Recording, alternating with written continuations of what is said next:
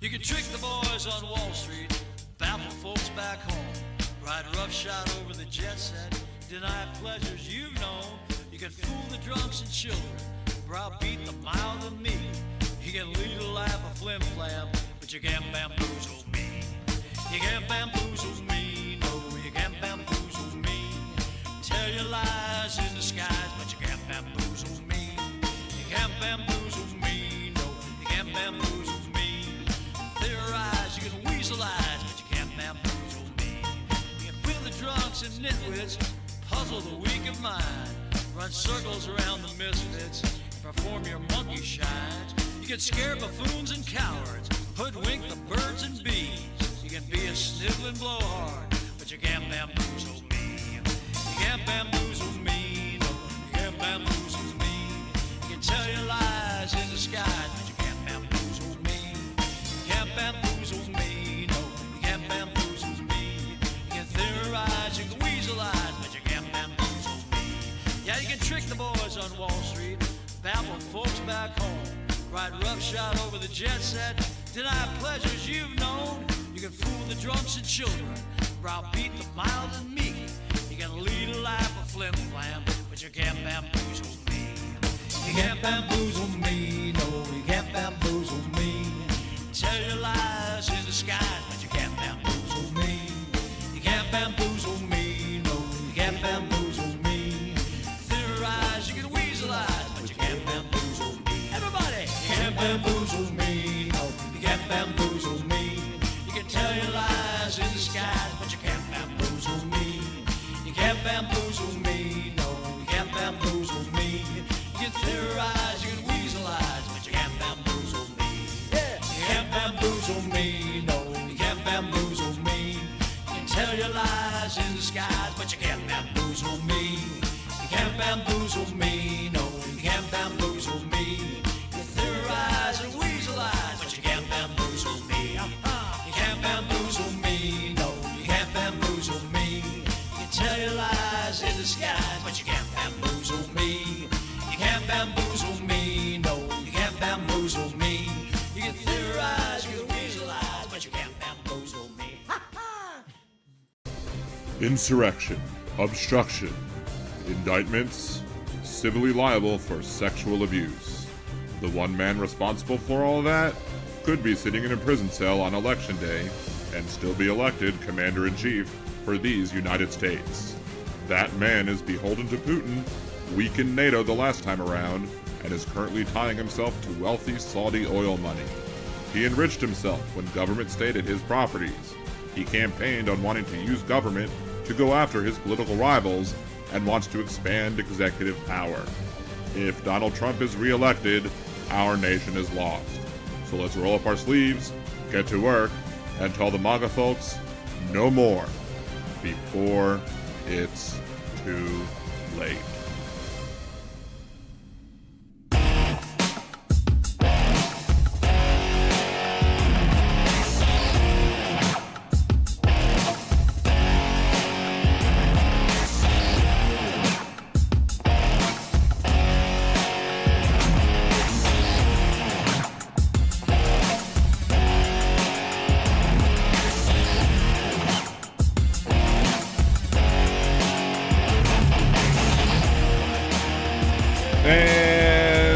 Welcome back to Liberal Dan Radio, talk from the left, that's right. This is your host, Dan Zimmerman, coming at you from New Orleans, Louisiana, with a special late episode of Liberal Dan Radio. We were not going to go on and try and outdo or go live whenever President Biden was going to go on. That was not that silly.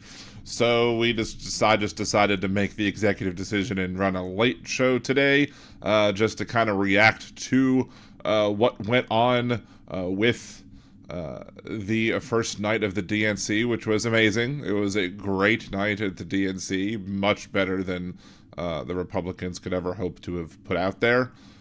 So we're not doing it on Blog Talk Radio today, simply because of the fact that I didn't know when to schedule to start it. So I would have never guessed that I would have been starting at 11:30 my time. So it's a good thing we didn't do that. So there's no phone calls today, but if you do want to interact with with the show, please interact with the chat rooms either on liberaldanradio.com or twitch.tv/liberaldanradio. Either chat is monitored. You can support the show. Remember, like the video, share it with your friends, subscribe to the channel if you've not already done so. You can become a member here, Liberal Danimal, on YouTube for as little as $2 a month. You can also do the subscriptions on Twitch, free if you have Amazon Prime. Otherwise, it's, I think, $5.99 a month.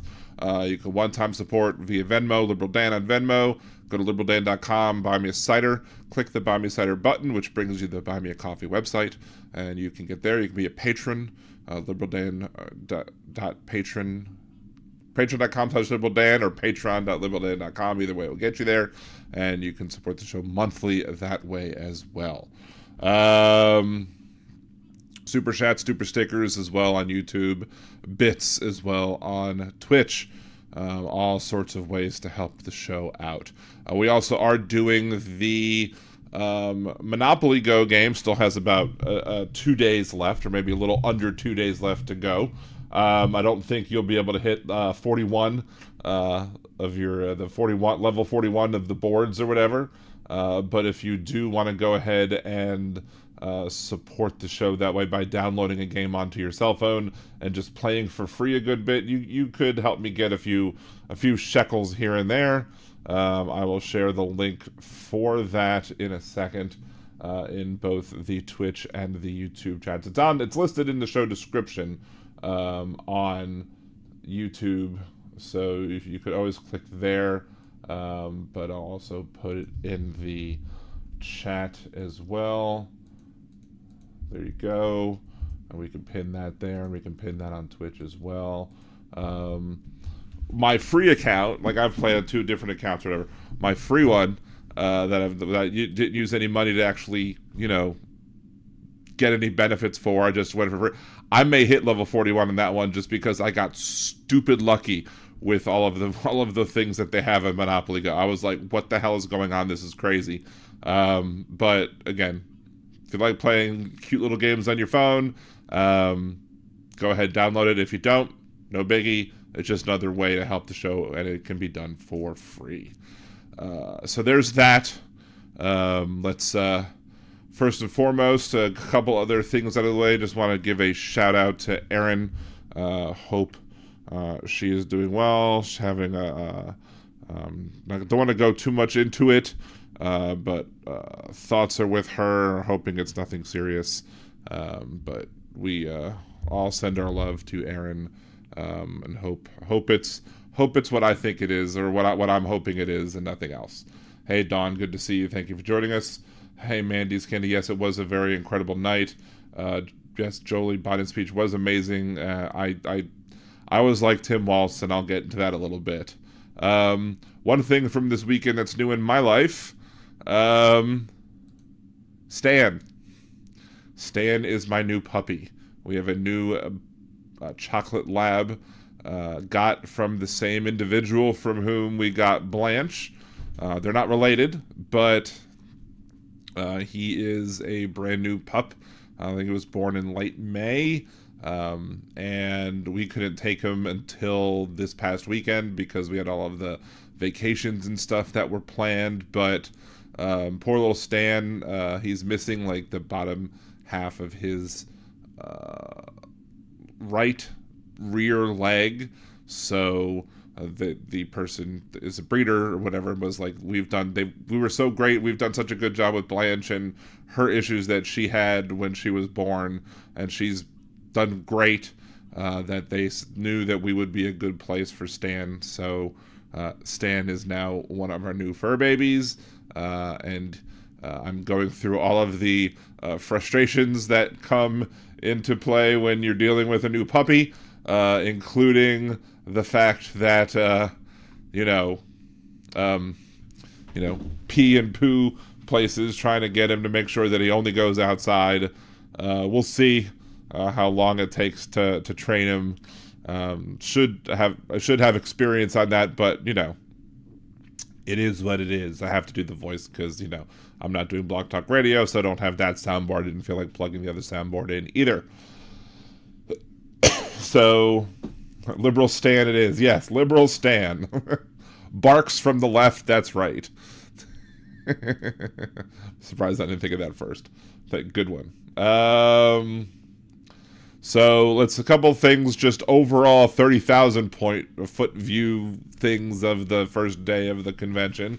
MSNBC was showing like behind the scenes, and there was one area behind the scenes where you had places for content creators to live react or live stream directly from the convention. And it would have been great if I could have been one of those people. Clearly I wasn't going to be, because I'm clearly not big enough, but I don't know what it takes to be big enough to be one of those content creators either. So whatever, kudos to them for whoever got asked to be. Maybe Harry, one of the people who is often mocked by many of the conservatives, maybe he got to be one of the people. I'm sure he was.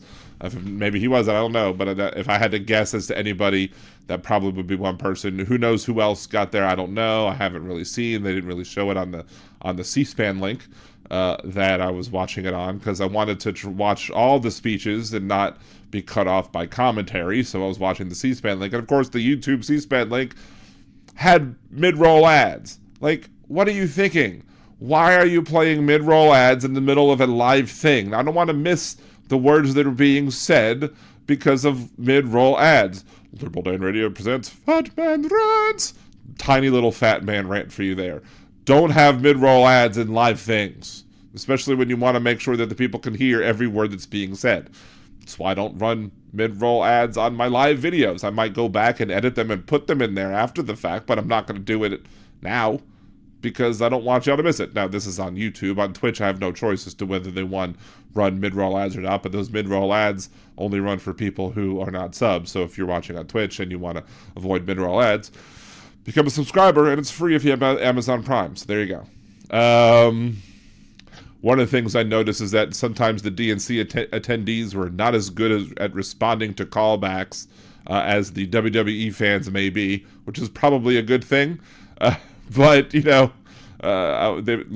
took Senator Coons a few times to get them to start chanting something, and I was like, he wouldn't do well in professional wrestling. But, that's not what you're there for. We don't have Hulk Hogan's on our stage. We have much more talented people on our stage that bring substance and content beyond, what you gonna do, brother?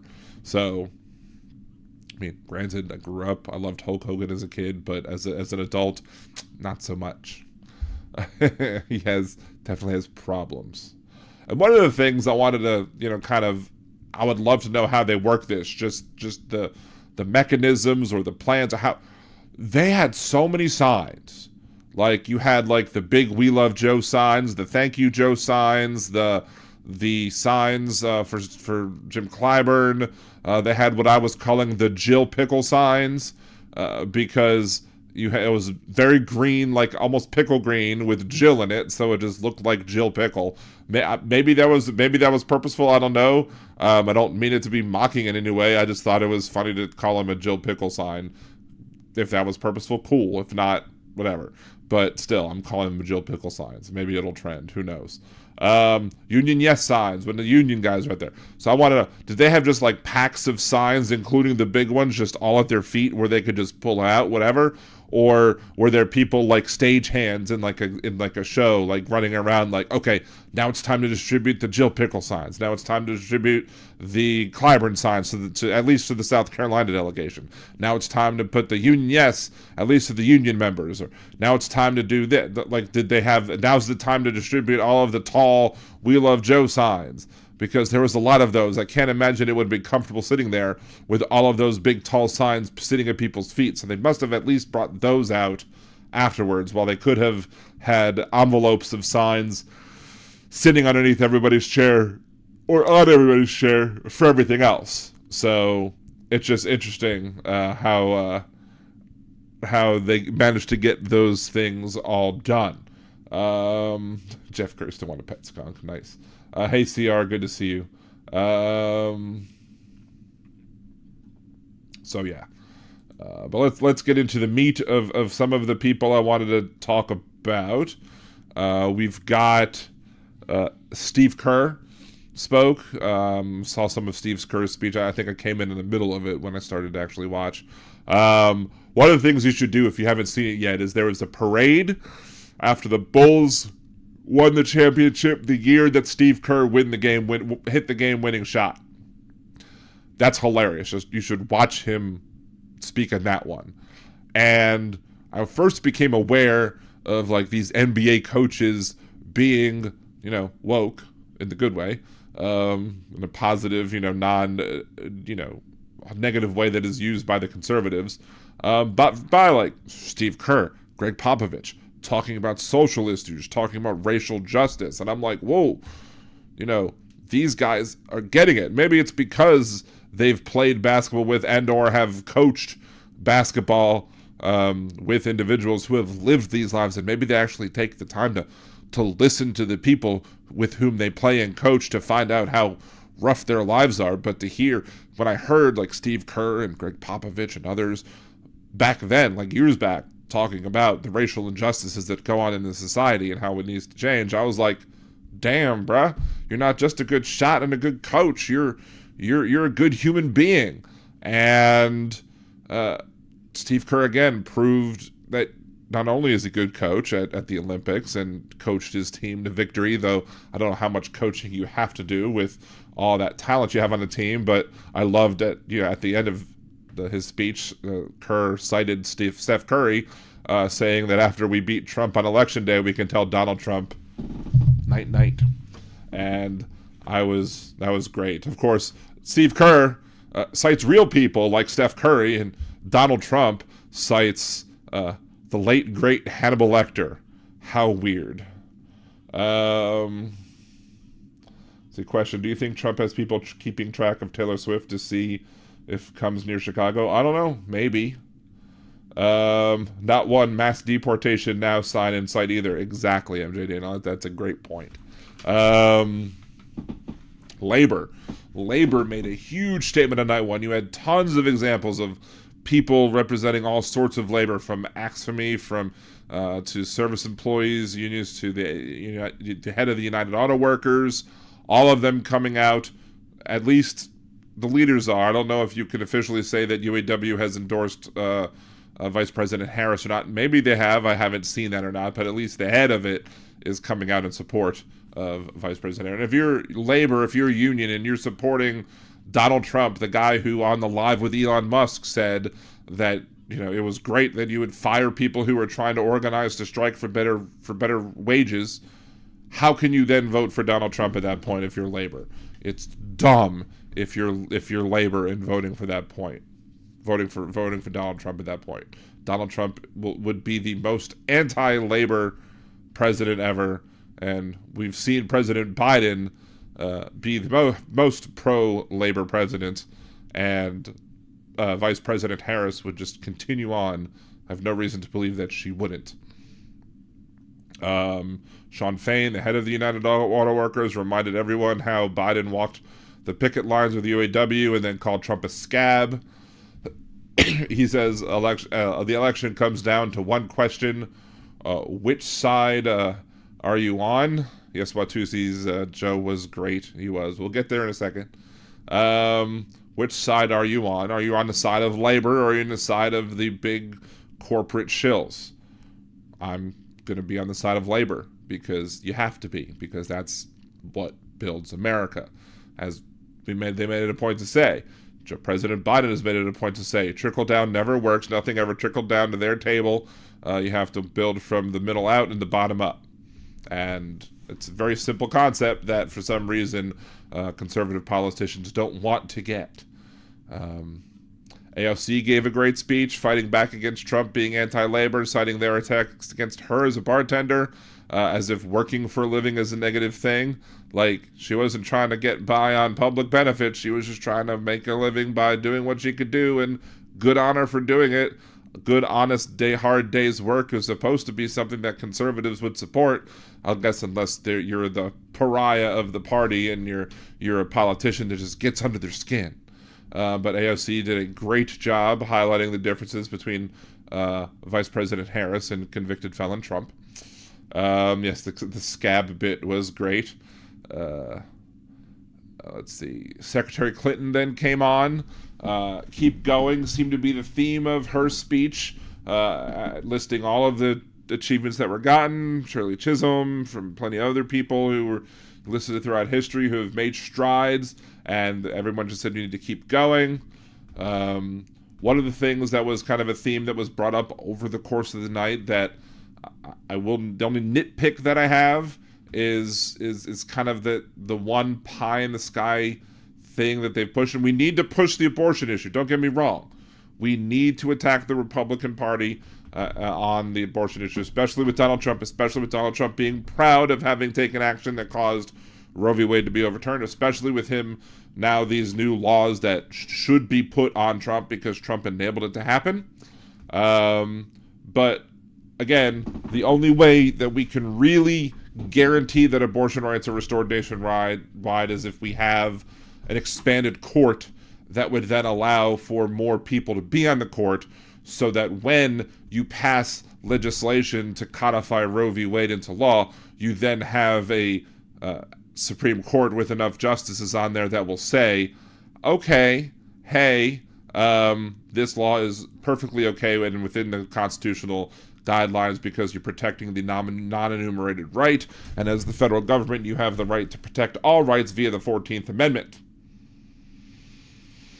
Not sure how you can keep up the problem, but it still has to be an issue, because on the other side of the coin, if you allow Donald Trump to regain power, if you allow him to name the replacements of potentially Alito and Thomas, if you allow them to expand the court, if you allow them to pass legislation that would ban abortion nationwide, which then this activist conservative Supreme Court would probably uphold hypocritically, we're done. Another one of the reasons that ways that we're done. And the only way to expand the court to be able to make sure that we have a left-leaning Supreme Court that will uphold a codified Roe is you have to have huge wins in the House and the Senate. You need to take back the House.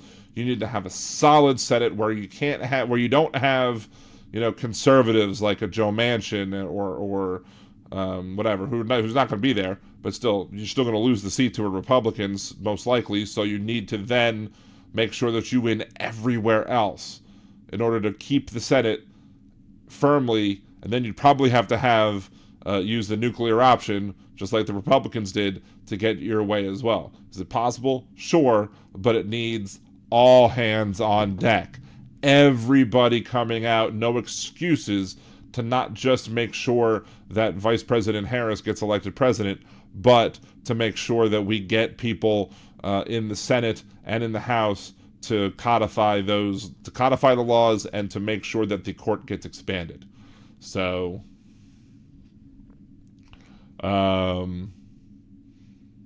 Secretary Clinton also said that Harris will never sleep fighting for the people, and that Donald Trump fell asleep at his own trial. That line was great. I laughed. It was funny. There were some parts of the night where there were people who nailed their jokes, and there were people who didn't quite nail their jokes and shouldn't quit their day jobs. Which their day jobs are being elected officials, and I support them continuing being elected officials, so good. But yeah, some people tried and failed miserably at the jokes, but Clinton's Harris will never sleep fighting for people. Trump fell asleep at his own trial. Brilliant.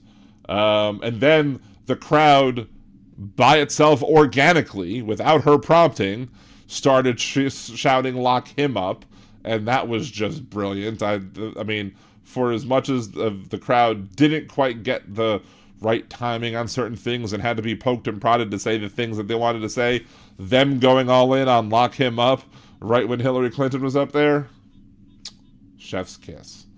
Secretary Clinton says, when a barrier falls for one of us, it falls for all of us. Her speech was great. Her speech also made me really pissed off at the 12% of Bernie voters in the primary who flipped to Trump in Michigan, Wisconsin, Pennsylvania, that caused Donald Trump to win.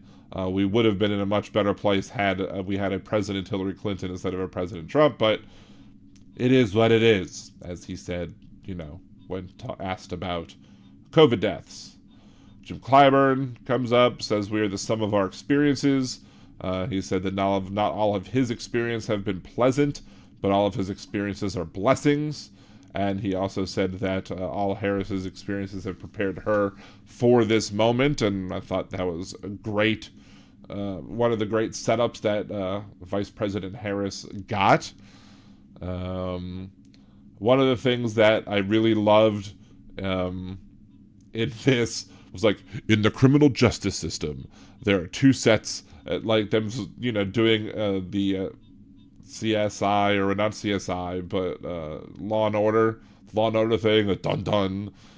This is what happens when you have creative people supporting your campaign, and not like, Kid Rock and Hulk Hogan and Kevin Sorbo.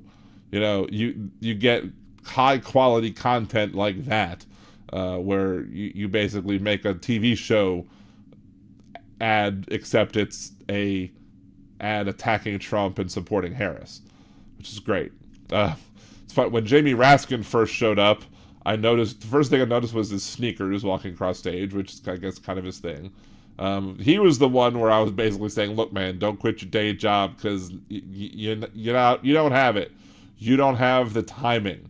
He was like, it's not the heat, it's the stupidity. I mean, that's an old joke that, has been, recycled so many times. I don't know why how you can keep using it. He said laws are executed. Vice presidents are not supposed to be executed. It took him a while to get that out. His timing wasn't as good as he thought it was, I don't think.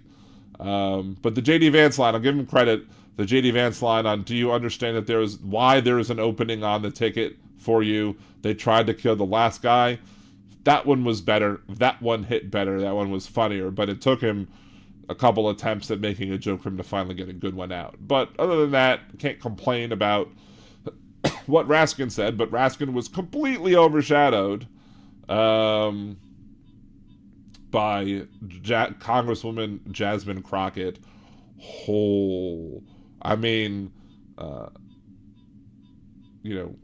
Harris talks about Harris going into business, a career. She had a career fighting criminals versus a career criminal. Talked about Trump's family business, which is housing discrimination. Harris is the American dream. Trump is the American nightmare. That could potentially be another wrestling thing. I don't know. The American nightmare in wrestling is Cody Rhodes, and he's much better than Trump. Harris has a resume. Trump has a rap sheet. I mean, she was hitting her mark. She was hitting her line. She was getting everything out there. Called Trump I had to rewind this on this one. Called Trump a vindictive, vile villain violating voters' vision. So Trump, I guess, is now 6V, while MTG is 6B. And she goes, alliterations are back in style, y'all. And I was like, yeah, I needed to rewind it just to make sure that I had vindictive, vile villain violating voters' vision. All right. So, I mean, just Crockett absolutely killed it.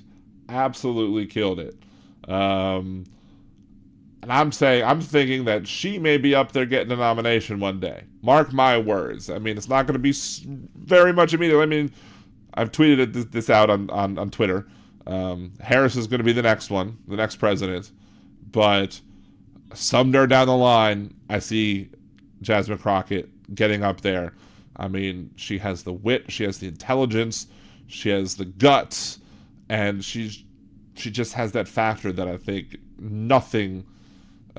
I don't think anybody could stand in her way if that's what she wanted to do. And then one of the first times that night or tonight when I was listening that I started to tear up a bit was listening to her story where she spoke, where she gets into the off. She's not quite sure. She's in there. You see the 15 times to try and replace the Speaker of the House. You see the Oversight Committee and the complete lack of decorum or everything that's in that, and she gets in there and Vice President Harris just looks at her in her residence and just kind of looks over and she's like, are you okay? and she just starts to cry, and the vice president just wipes her tears away. It's like, you are exactly where you need to be right now to do your job. And that gave her the motivation and the push and the drive to get over her feelings, and then to get out there and do the work, which included getting down in the mud and beating the Vile Six at their own game. If we all were Jasmine Crockett's, or if we all had Jasmine Crockett's energy, absolutely we would win this. Abortion rights. You talked about Josh, Amanda, and Willow Zarowski. That story is very touching, just in and of itself, because you see them they had everything picked out for Willow. They had the name picked out. They had the blanket that Willow would come home in. But because of Donald Trump's appointing 3 people to Supreme Court, because Donald Trump, because those Supreme Court justices then overturned Roe v. Wade, something that Donald Trump is proud of, and then because these sick conservative politicians, I can't even say Republican politicians, I'll get to that in a second, these sick conservative politicians get out there and pass these laws that basically required that Amanda Zarowski had to be sick enough to receive the care that she needed to save her own life. She was in a situation where she was half hoping that she would go to the hospital in one day and she would hear the heartbeat of her daughter and that everything would be okay. But then the other side of the coin is like, well, maybe I'll go into the doctor's office and we won't hear the heartbeat, so therefore I can save my own life and maybe try and have a kid someday later. I don't know if this condition with Amanda Zarowski made it to the point where she became infertile, because that's what you do when you have these situations. These patients are risking infertility simply because they won't let them get an abortion in a situation like that. Only when she started to crash could she get the aid that she needed. They forced her to risk death for it. And Josh said, and Amanda said, it's not just a women's fight, it's a fight for all of our families. It's a fight for doctors and nurses, because they want to do what is needed to help save a patient, but the law is preventing them from doing so. These laws are handcuffing them. And the reason I say conservatives and not Republicans is because the Louisiana abortion ban that prevented Caitlin Joshua, the next person who was up there, was signed into law by a conservative Democrat. So it's not always Republicans that are the bad guys. In this circumstance, it was John Bel Edwards.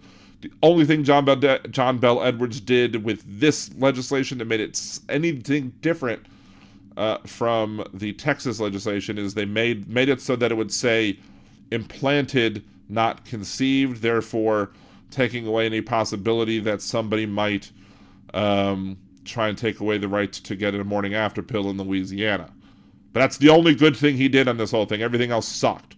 Because again, Louisiana's law is written in such a way that you have to be risking death or permanent serious injury immediately to get the care that you need.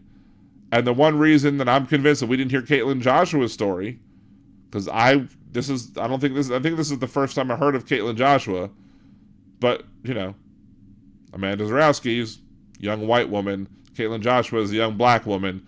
Young white women get better play on TV. So it's just another example of how, as a society, we need to do better on issues of race, because Caitlin Joshua had just as much of a right to life and a right to protect herself and her pregnancy to make sure that her 4-year-old daughter was not going to go without a mom than anybody else. Her skin color shouldn't matter. She should have gotten as much play on the news than anybody else. And then Hadley Duvall, pregnant at 12 after her stepdad raped her. In many states, like Texas and Louisiana, would not have that option to abort. Conservatives that pass these laws that prevent Hadley Duvall, that prevent Caitlin Joshua, that prevent Amanda Zarowski from getting an abortion are vile human beings. As Jasmine Crockett would say, they're vindictive, vile villains. I don't know if the other 3 V's apply, but they are at least vindictive, vile villains. And one of the reasons that I've made videos before, one of my fat man rants that I've had, if you haven't shared any of my fat man rants, the one on abortion is probably the one you probably want to share, because these people are sick. These people are sick in the head. They're twisted. They're ridiculous. Then you had Andy Bashir come on, and it was great. It was a great point in the day to bring out Andy Bashir, because as he said, he ran in Kentucky on abortion rights and won by 5% against a Trump-endorsed candidate, against a Mitch McConnell-endorsed candidate. He ran on abortion and he won in Kentucky. If you can do that in Kentucky, where else can you do it? Can you do it in Florida? They have the abortion is literally on the ballot in Florida, not just because of Vice President Harris being on the ballot and her trying to push for abortion rights protection nationwide again, but because there's a literal constitutional amendment in Florida that the voters can vote on to try and make sure that you have abortion rights in the state of Florida. And if you believe that if you live in Florida and you believe that you should have the right to make a distinction and determination over your own body, that you should be able to have an abortion, then why the hell are you voting for Donald Trump? Vote for Vice President Harris. Because Donald Trump's not going to protect you. Harris will try the best to protect you. Then we had Raphael Warnock come on. Someone said, Jan Morgan said Raphael Warnock knocked it out of the park. Absolutely. He 100%. Raphael Warnock is him and his other fellow senator from Georgia made it possible so that I can't make fun of the Super Bowl loss by the Falcons. I promised publicly that I would not mock that loss anymore. I'm not mocking. I'm just stating a fact. However, I reserve the right to rescind that and go back to mocking the Falcons if Trump wins the presidency and Georgia votes for him. I'm just saying that. If that happens, I'm taking back my ability to mock that loss. But until then, I will not be mocking Atlanta for that loss. Warnock again. He just nailed it. I mean, he's a reverend. One would hope that he would be a great public speaker.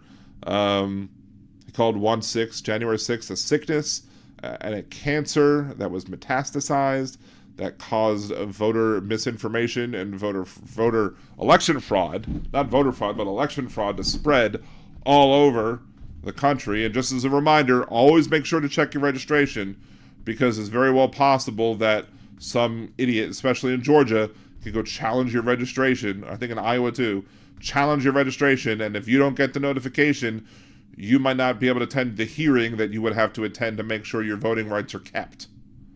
So, let's see. MJ Daniel, voting down ballot is important. We need to keep MAGA out of every position. Exactly, especially if we want to make sure that abortion is protected nationwide. You need everything down ballot voted on, all the way to dog catcher. I don't know what a dog catcher would do to help, but it doesn't matter. Don't let Republicans gain an inch more power and take as much of it away as you can, because the Republicans have proven that they can't be trusted with it. Warnock says he remembers Trump holding the Bible. Maybe Trump should try reading it, citing love your neighbor as yourself, citing inasmuch as you've done to the least of those, you have done unto me. I may not be a religious person myself, but I love it when people turn other people's faith around on them and show the hypocrisy of the conservative right when it comes to them beating the Bible, and saying, hey, Bible, Bible, Bible. But I'm like, yo, did you read it? Because you're not following it. I even know plenty of stuff. I love bringing up Acts 4 and 5 to conservatives who don't want to, have socialism. Acts 4 and 5 is all chock full of socialism. Give up everything you own and redistribute that wealth to the poor. That's socialism. That's in the Bible. It's in the Christian Bible. He says Harrison Wald started the new way forward. We're not looking back. I was concerned that having Warnock give that much of an energetic speech might outshine Biden. I was completely wrong. But But one thing I did want to say that I thought of, we're talking about, you have how the effort you have to give. A lot of people are saying run or vote, campaign like you're 30 points down. I don't agree with that. I don't agree like you're 30 points down, because sometimes at 30 points down, you might think to yourself, it's hopeless. There's no hope at 30 points down. Run like you're 2 points down, that you need to make sure that you need to do that little extra bit to make sure you get over the hump. Run like you're 2 points down to put all that effort in to make sure that you get everybody over the hump. That's what we need to do. Chris Coons, Senator Coons, says of Biden that he never knew a more compassionate man. Again, I've always talked about the fact, and this is part of another one of the times I started tearing up when I was watching this whole thing. If I start tearing up again, it's one of the reasons why. My grandparents worked on his first campaign. Excuse me. My grandparents worked on his first campaign, Biden's first campaign. Because I was born in Delaware. I moved to Maryland really quickly afterwards, but I was born in Delaware. Grandparents lived in Delaware for a very long time. For all that I knew them, they, when we would go to their house towards the end of their lives, and still going to their house for like Thanksgiving holidays and stuff like that, the house across from them was being used to stage Secret Service. So I was like, whoa, that's kind of neat. Now that I know that, now that I know what those cars were. But my grandparents would always talk about how nice and good and kind of a person that President Biden is. And if they were alive, they would be thanking him for all that he's done as well. They would be super proud of everything that he's done. It was nice to see that Jill Biden, when she gave her speech, that she didn't rip off Michelle Obama's speech. The Biden family introduction of him from Jill to Ashley were both very touching. And again, I'll be telling jokes to kind of help me from getting all choked up. One of the nice things about Joe Biden is that we don't have to worry about him wanting to bonk her, his daughter, unlike Donald and Ivanka. And also when Biden touched his heart, when he did this, I was wondering if he was looking for the place for the kidney. Oh wait, that's a Trump gaffe too. Let's see. Robert Reynolds, Joe brought the heat that he brings. Thank you, Joe. Yes, he did. Jeff Curry, I heard someone say the oldest trick in the playbook. Where can I find that book? There's a lot of tricks in the playbook. I've been talking about tricks in the playbook a lot, especially when it came to Donald Trump utilizing Hitler's playbook. And we've seen that playbook. We know.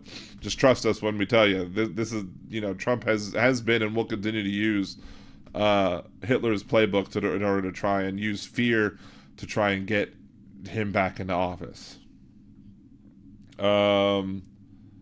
He says change does not roll in on the wheels of inevitability. Correct.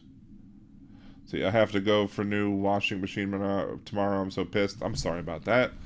The arc of the moral universe bends slowly, but it bends towards justice. Yep.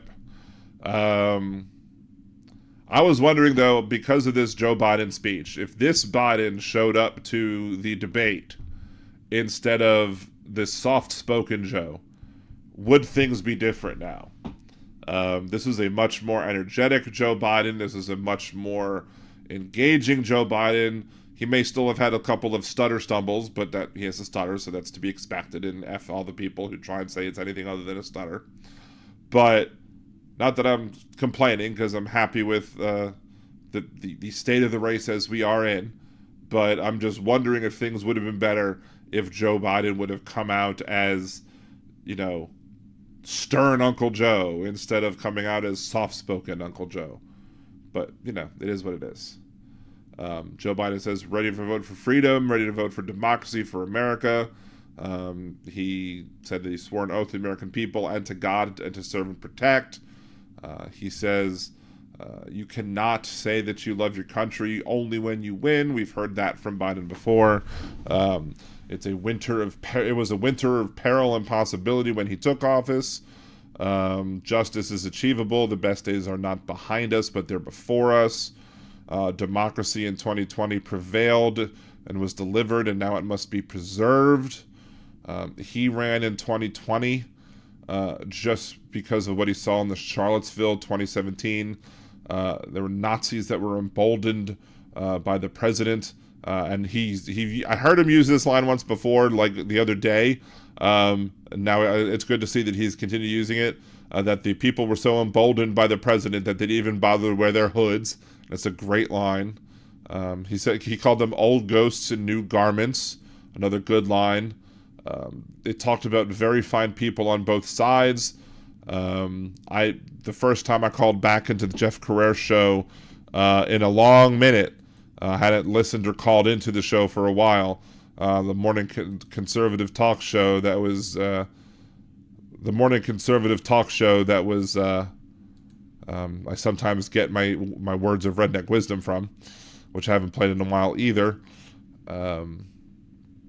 He was on that kick of calling people about whether Biden lying about the good people on both sides, and he didn't lie about the good people on both sides. And I go into much detail about that here because I've, even to Jeff and to somebody on Twitter recently, there's this link that I'm sharing in the chat right now, in the YouTube chat. That link is the link to one of my Fat Man rants about you can't fight bigotry with bigotry. And I go all the way back to the Charlottesville riots and explain why you can't say that there are good people on the side with the Nazis, because you don't march with Nazis and remain a good person. You can't be a good person if you're marching right next to the person shouting blood and soil or the Jews will not replace us. It just can't happen. You can't be good and do that. That being said, and then I on the Fat Man rant, I then go on and talk about the people who are protesting right alongside the others who are shouting from the river to the sea, which is an anti-Semitic comment pushed by Hamas that calls for the annihilation of Jewish people in the area and across the world. So, but I kind of use that as my point to say, look, said that to Jeff the other day. I said, look, you, just as I called out bigots, if you stand next to a bigot on a college campus who's shouting from the river to the sea something anti-Semitic, and you don't either kick them out of your protest or move where you're protesting from and not protest next to them, then you're just as bad as that bigot because you're tolerating the bigotry. Same goes for the conservatives who marched alongside. Of course, Jeff Carrera's like, well, I don't have a problem if they're all marching for the monuments, then that's the thing. Well, that's one thing, but the people there were not just marching for the monuments, they were also shouting the Nazi things, and therefore they were marching alongside the Nazis.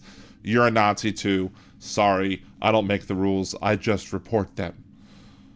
But you could watch that video, share that video. It's one of the videos you probably should share. Joe Biden then continued on saying that he had no intention of running in 2020, but he had lost part of it, even because he had lost part of his soul, i.e. Beau Biden had passed away from his sickness, from the burn pits. He then goes on to say, America is where everyone has a fair shot, but hate has no safe harbor. We came together in 2020 to save democracy. He ran to build the backbone of America, the middle class. Major legislation has been delivered, and that major legislation has delivered to more to the red states than the blue states, which brings us to this week's Hypocrite of the Week, because that benefit that has been received by the people who are in the red states, apparently the governors in those states, specifically Louisiana's governor, does not seem to, quite remember where he got the money from. So without further ado, let's play the Hypocrite of the Week because it's appropriate at this point. This week's Hypocrite of the Week is Louisiana Governor Jeff Landry. Landry just announced the launching of Gumbo 2.0, a $1.3 billion broadband initiative to stretch faster internet across the state.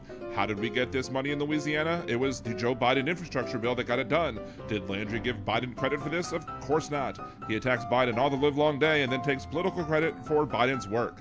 To see who next week's hypocrite of the week will be, tune in live Mondays and Wednesdays at 8 p.m. Central on liberaldanradio.com or twitch.tv/liberaldanradio for more talk from the left. That's right. So there you go. It was announced today that Gumbo 2.0 was launching, and his $1.3 billion plan to bring broadband internet across the state to like several hub points like schools and universities, to like 100,000 new homes, all this great stuff that Landry's taking credit for, and not Joe Biden, not giving Biden any credit, despite the fact that it wouldn't be there if it wasn't for President Biden passing a bill and getting legislation passed to help not just the blue states, but the red states too. Biden says that COVID no longer controls lives. We went from economic crisis to the strongest economy in the world. We have the smallest racial wealth gap in 20 years. We finally have Medicare now has the ability to negotiate drug prices, and Vice President Harris's tie-breaking vote in the Senate was what made that possible. He says that the reforms don't just save the seniors money to be able to cut the prices and negotiate the prices on like insulin. It saves the taxpayers money as well. This is one of the points in the speech where he said, "Thank you, Kamala," too. So he was saying, he was making it a point to not just make this speech about him, but to make it about their administration and to hand the torch off. He goes, Donald Trump promised infrastructure week every week for 4 years, never built a damn thing. And I was like, well, maybe he built part of a wall, or maybe he meant his infrastructure would be weak, W-E-A-K, not W-E-E-K, but who knows? It's Donald Trump. He doesn't have the best words. Nobody has better words. Biden then goes on to continue about how can we be the strongest nation in the world without being leaders in science and technology. Talks about the CHIPS Act, new chip factories being built in the United States, the average income at these fab places where they're going to fabricate the chips. The average income is going to be $100,000, and you don't need a college degree to work there. Again, Wall Street didn't build America. The middle class built America, and unions built the middle class. There was a very strong union push tonight, strong doubling down on labor, not just doubling down on abortion, but doubling down on labor, doubling down on the things that make the Democratic Party the better party. He goes, Donald Trump and his friends can't think and read very well. And he talks about how Project 2025 wants to eliminate Department of Education. And I'm sitting there thinking, well, Donald Trump did say that he loves the poorly educated.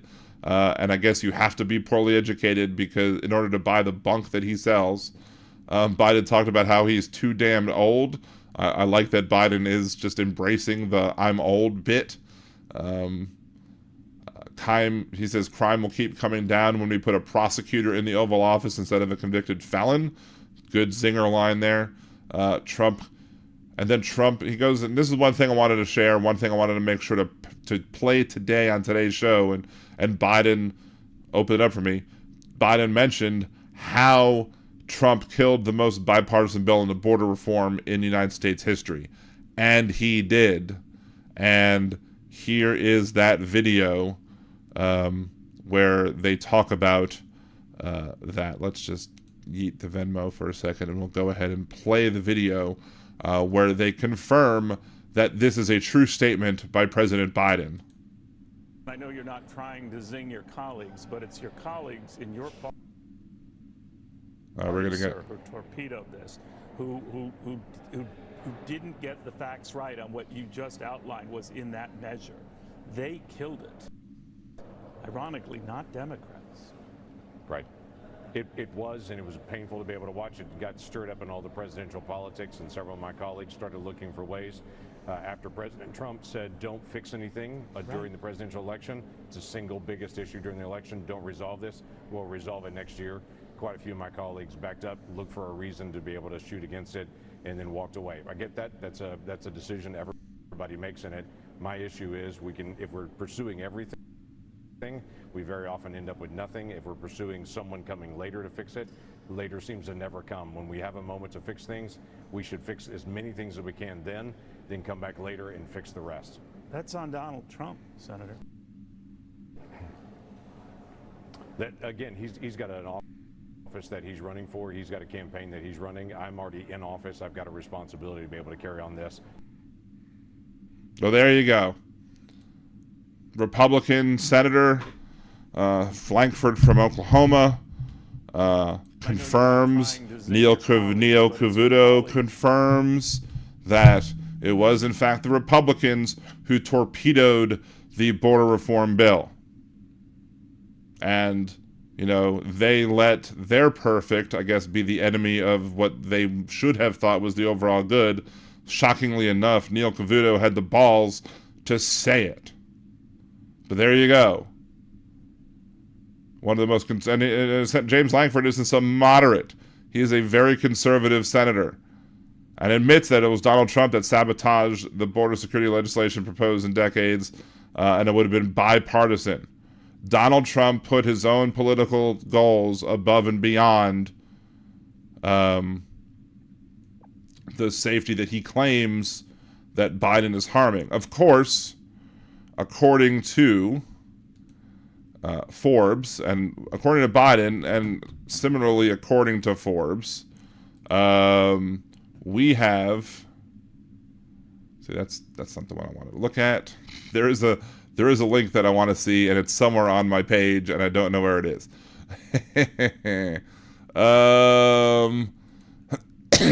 Isn't that it? Hold on. That's not it. Hold on. We're almost there. There we go. There we go. There's Forbes. There's the Forbes article. According to Biden... Hold on, I need to keep this back open as well. Border encounters dropped 50% since Trump left office. Hell, July immigrant border arrests lower than Trump's last month in office. An article updated 4 days ago on Forbes. Illegal entry based off of border arrests was lower in July of 2024 than Donald Trump's last month in office, undermining the former president's campaign message on immigration and border policy. Government data confirms that recent immigration actions by the Biden administration and Mexico's government have reduced Border Patrol encounters at the southwest border, a proxy for illegal entry. Donald Trump argued he left office with the most secure border in history, but analysts have pointed out that this was untrue even before the July 2024 border numbers. There were 56,408 Border Patrol encounters along the southwest border in July, according to U.S. Customs and Border Protection. Border Patrol encounters along the southwest border have dropped by more than 50% since February 2024. In February, the Border Patrol reported 140,638 encounters at the southwest border, compared to 56,000 in July. The past months have seen a steady decline in the border punctuated by a sharper drop. Border Patrol encounters along the southwest border fell to 137,473 in March, 128,894 in April, 117,901 in May, and 83,000 in June, before plummeting to 56,408 in July. The lower numbers have been felt in cities and shelters, explaining why border news has largely disappeared from newspaper front pages. Shelters on the southern U.S. border and in some major cities that were inundated with migrants a year ago say they are seeing sharp declines in migrants seeking refuge, some reporting drops as high as 60% in the last few months. A shelter operator in Nogales, Mexico, the twin city of Nogales, Arizona, said he now gets about 60 to 100 U.S.-bound migrants a day, down by 80% compared with last year. Just a few years ago, under my presidency, Trump says we had the most secure border and the best economy in the world. Donald Trump said in his July 2024 speech before the RNC, government data does not support Donald Trump's statement that he left the most secure border. In January 2021, Trump's final month in office, there were 75,316 Border Patrol encounters along the southwest border. That is well above the 56,408 encounters reported in July 2024 under the Biden administration. Even before the most recent numbers, Trump's assertion that he left the most secure border in history was rated not true. The 75,316 Border Patrol encounters along the southwest border in January 2021 were well above the pace of Border Patrol apprehensions on the southwest border in fiscal year 2016, Obama's last full year as president. It was also much higher than the yearly apprehensions between 1957 and 1965, which never exceeded 50,000. January is also traditionally a lower month for border crossings. The Border Patrol reported encounters instead of apprehensions, starting in March 2020 due to Total 42 Health Authority. So there you go. Donald Trump lies about numbers. Big shock there. Everyone knows. Huge shock there. Let's see. Biden also is proud to have kept the promise and appointed Ketanji Brown Jackson. Biden talks about the PACT Act. Donald Trump said, "Thank you, Govin, for gifting a membership." He signs the PACT Act. Donald Trump says that Presidential Medal of Freedom is better than the Congressional Medal of Honor. So Joe Biden honors the troops and protects the troops' families. Donald Trump says that the Presidential Medal of Freedom that he gives out to citizens is worth more than the Congressional Medal of Honor that is given to troops who are either injured or fallen or dead. So Biden says that it was the honor of his life to serve as president. He loves his job, but he loves his country more. Saw Tim several times during the night, including at that point. I saw Tim Walz on the verge of tears, and that was me too, because I'm sitting there like, I had to pause for a brief second before starting the stream because I was also a little sniffly.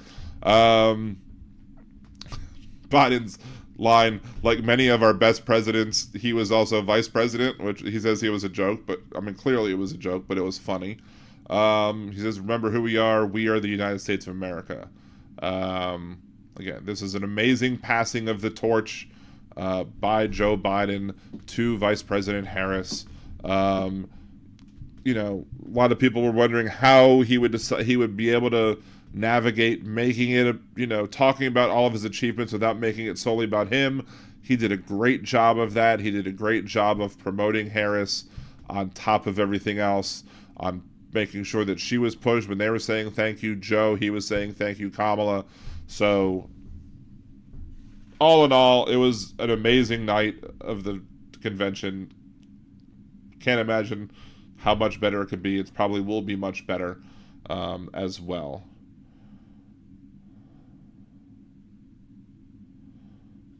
Wait, oh, Dan, you had to go there. I thought the same. I'm not sure what you said about that, Tim.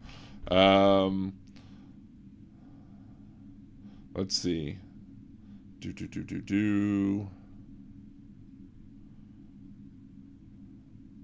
Talking about leaks.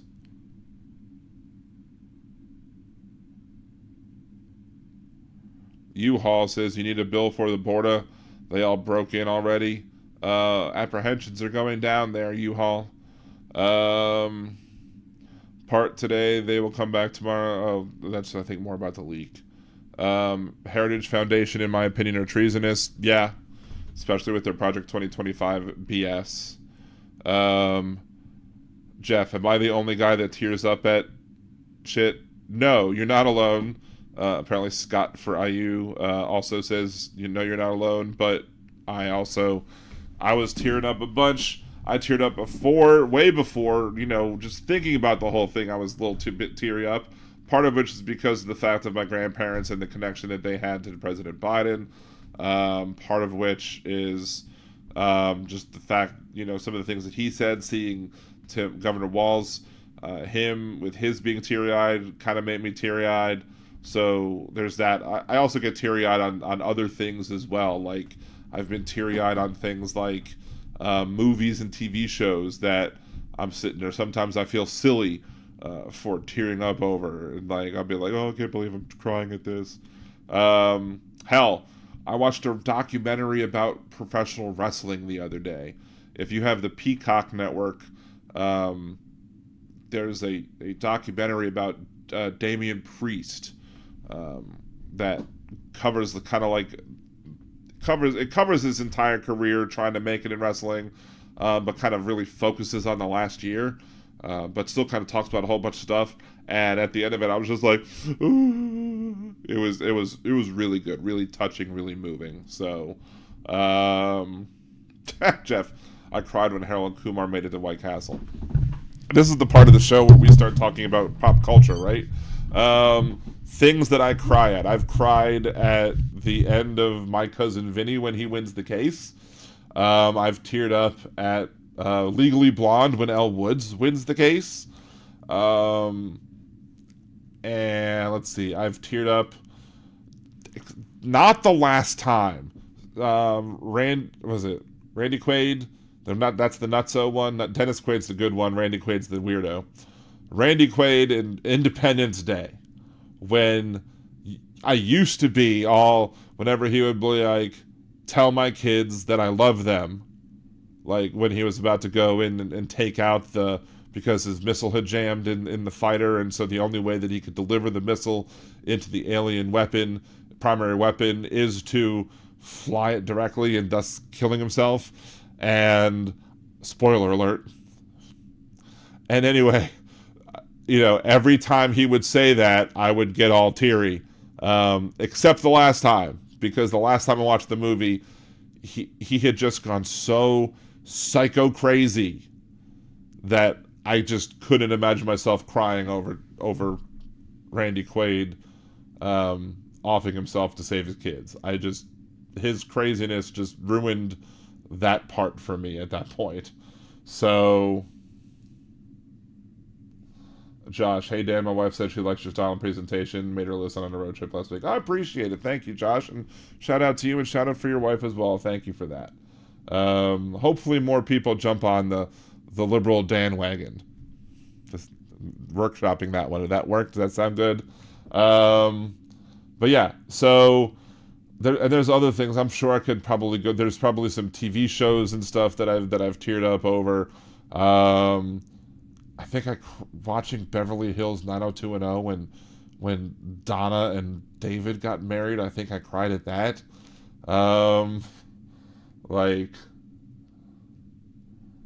Yeah, a whole bunch of stuff that I sometimes I'm embarrassed getting teared up over. I think I have a Facebook post on. Let me see if I can find that real quick before. Let's see. Let's go to the phone. This search is easier to search out. Just look up tear up, and then go to posts. Posts from you. So location.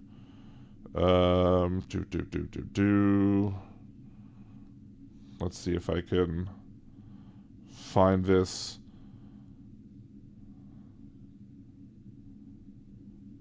There it is. There's my post. What do you tear up at? Movie or TV that you feel mildly embarrassed at, not just first watch whatever comes on. This is one of the... When Rachel kisses Ross after watching the prom video on Friends. I've teared up at that. Let's see. Let's go on and see all the other things that I've added on the post.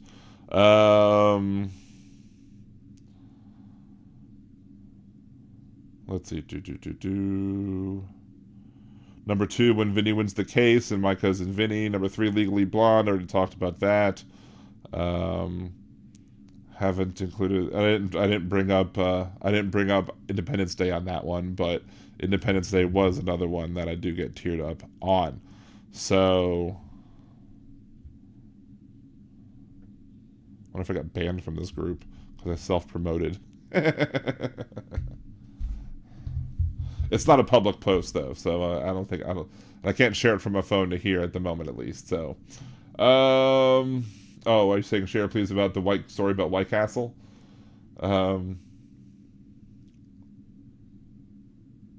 don't know. We'll see.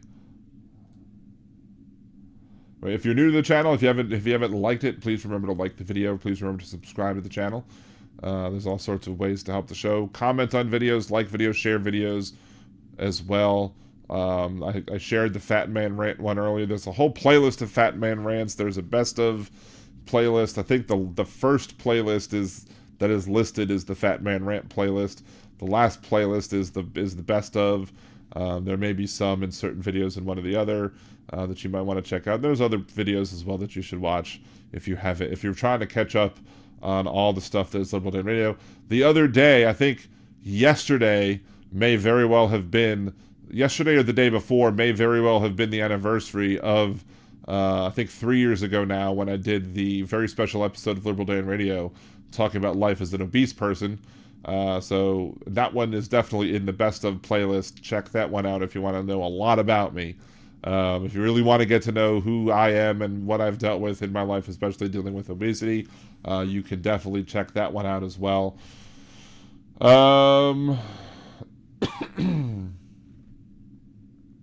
Scott, several scenes get me in the movie Hoosiers as well as other most sports movies. And there are definitely, I think the end of Major League will get me sometime as well. Like, the Indians did it. Oh my God, the Indians did it. That one, that gets me teared up and choked up sometimes as well. Hell, sometimes when they blow up the Death Star, I think that's more of just such good art, just the cinematography and the orchestration by John Williams to be able to get all that together, and they just nail the music with the imagery so well that it just and the climax of it is just, oh my God, it's a rush, and sometimes that'll get me teared up as well. So I'm about to take off too, Jan. I have work in the morning, but anyway. But I do want to thank everybody for joining me this late and joining me for this episode. All live episodes are up, so if you feel like I did a good job with this one, please feel free to share this one and others to everybody else. Again, getting the algorithms up is always a good thing by liking and sharing and commenting on videos, because Al Gore definitely needs more rhythm. Yes, he does. But as with normal, I will go ahead and end the Twitch show pretty much immediately after the fact, because Twitch doesn't seem to like the one song that I use as the out music, but I'll still hang around and text chat for a little bit. So I don't know if I'll be back Wednesday, just because my wife reminded me that we have a concert to go to on Wednesday. So if I am on Wednesday, it'll be late again. I'll post about that. I'll make a YouTube post. You can also follow me, Liberal Dan Radio, on Twitter, Liberal Dan Radio on Facebook. I'll try and update both of those as well to give more of a thing. But it's very well possible that this Wednesday might not have a show because we have a concert to go to. But again, like videos, comment, share, etc. Thank you very much, and y'all have a great night.